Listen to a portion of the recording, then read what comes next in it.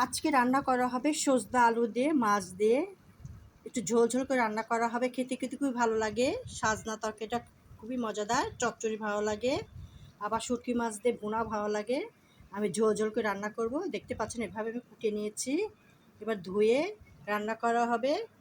যে কোনো মাছ, ঘরে যে কোনো মাছ দিয়ে রান্না করলে ভালো লাগে। আমার ঘরে যে মাছ ছিল আমি সেই মাছ দিয়ে রান্না করা হবে। আমি ঝাটকা মাছ দিয়ে রান্না করব। মাছটা সুন্দরভাবে ভেজে নিয়েছি। এবার মশলা দিয়ে, গুঁড়া মশলা, বাটা মশলা দিয়ে রান্না করা হবে।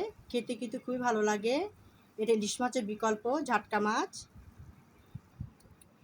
বাটা মশলা, গুঁড়া মশলা সবই দেওয়া হবে। এর মধ্যে পেঁয়াজ কুচি, মরিচ কুচি, তারপর হচ্ছে ধনিয়া পাতা দেওয়া হবে। বাটা মশলা আছে জিরা বাটা, আদা বাটা, রসুন বাটা, পেঁয়াজ বাটা দিয়ে, সামান্য লবণ, মরিচের গুঁড়া, হলুদের গুঁড়া, ধনের গুঁড়া দিয়ে এই রেসিপিটা করা হবে। খেতে কিন্তু খুবই লোভনীয়, টেস্টফুল, গরম ভাতের সাথে পরিবেশন করা হবে। রেসিপিটা প্রথম থেকে শেষ পর্যন্ত দেখবে। রেসিপিটা ভালো লাগলে অবশ্যই একটা লাইক, কমেন্ট করবেন, সাবস্ক্রাইব করবেন। আমরা নতুন ইউজার, যারা আমাদের ভিডিওগুলো দেখতে পারেন, লাইক কমেন্ট করতে পারেন। আপনাদের কাছে আন্তরিক শুভেচ্ছা, ভালোবাসা রইল।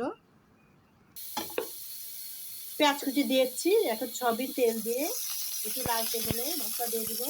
হাফ চামচ হলুদের গুঁড়া দিয়ে দিচ্ছি, 1 চামচ, লিটার চামচ 1 চামচ মরিচের গুঁড়া, ধনিয়ার গুঁড়া লিটার চামচ 1 চামচ, পেঁয়াজ বাটা লিটার চামচ 1 চামচ, পেঁয়াজ বাটা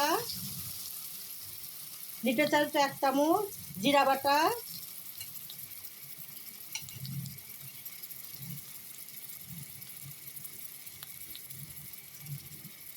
রসুন বাটা লিটার চামচ 1 চামচ, রসুন বাটা হাফ চামচ, আদা বাটা, স্বাদ মতো লবণ দিয়ে দিব। দিয়ে মশলা কষানো হবে। পানিটা সামান্য পানি দিয়ে মশলা কষানো হবে। সাজনা আলুর সাথে ঢেঁড়সটা সুন্দর করে ধুয়ে নিচ্ছি পানি দিয়ে, তারপরে কেটে নিব। ঢেঁড়স মশলা আলু সাদার সাথে একবার কষিয়ে নিব, তারপর মাছ দিয়ে দিব, ধনে পাতা কুচি দিয়ে দিব, মরিচ দিয়ে দিব। যত কষানো যাবে তত ভালো লাগবে। মাছ মশলার সাথে একটু নাড়িয়ে চাড়িয়ে ভালো কষিয়ে নিতে হবে। মাঝারি হিটে রেসিপিটা করা হচ্ছে। মরিচ কুচি দিয়ে দিব, ধনে পাতা কুচি দিয়ে দিব, মাছটা দিয়ে দিব, আর একটু পানি শুকালে হয়ে যাবে। খেতে খুবই ভালো লাগবে। ভাজা মাছ দিয়ে দিব।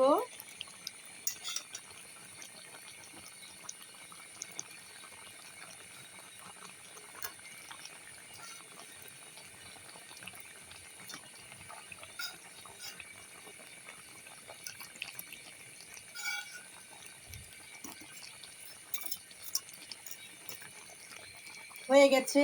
সাজনা আলু দিয়ে মাছ দিয়ে সামান্য ঝোল রেখেছি। খেতে কি গরম ভাতের সাথে খাওয়া হবে, এটা একটু ঝোল রেখেছি। ঢেঁড়স ভাজি আর ভাজা জিরা দিয়ে দিচ্ছি, ভেজে গুঁড়া করেছি সেটা দিচ্ছি। সুন্দর একটা স্মেল, গন্ধ আসবে, খেতে আর ভালো লাগবে।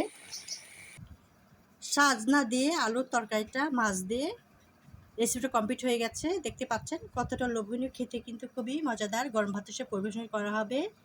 রেসিপিটা কেমন লেগেছে?